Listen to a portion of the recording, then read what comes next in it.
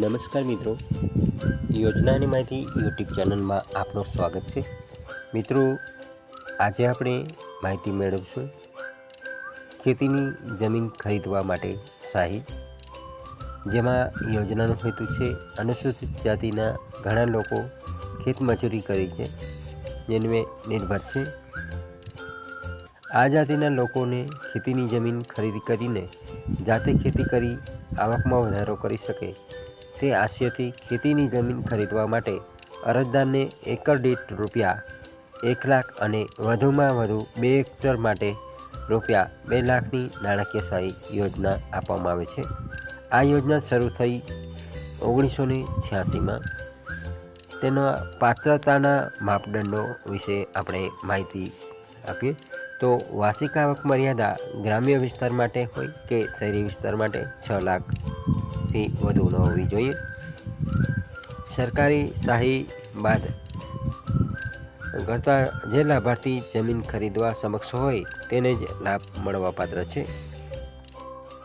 કુટુંબની એક જ વ્યક્તિ એ જ લાભ મળવાપાત્ર છે.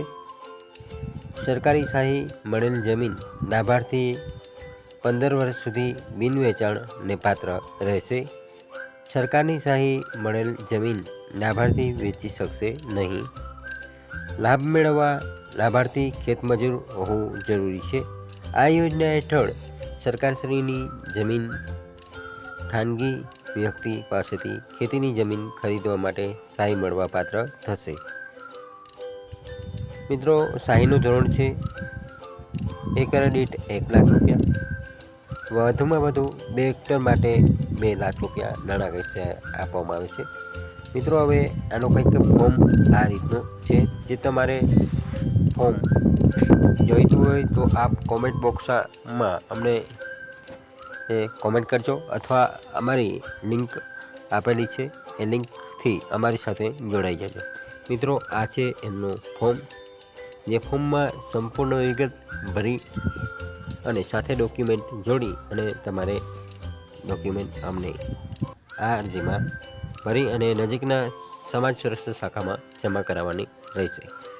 ડોક્યુમેન્ટ જે આપણે સ્ક્રીન ઉપર જોવા મળે છે, જેમ કે ખેડૂત પોથી કે તલાટી ક્રમ મંત્રી પાસેથી, સમક્ષ અધિકારી પાસેથી મેળવેલ જાતિનો દાખલો, તેમજ અરજદારનું આધાર કાર્ડ, ખેતમજૂર હોવા અંગેનો તલાટી ક્રમ મંત્રીનો દાખલો, આવકનો દાખલો, બનાખતની નકલ, જમીન વેચાણ અંગે મહેસૂલ રેવન્યુ ખાનગી પરવાનગીની ખરી નકલ, 7/8 દાખલો, જમીન હોય તો 7/8 તલાટી ક્રમ મંત્રીનો દાખલો અને બેંક પાસબુકની પ્રથમ પાનાની રદ કરેલી ચેક અરજદારના નામની. મિત્રો, આ હતી આજની માહિતી.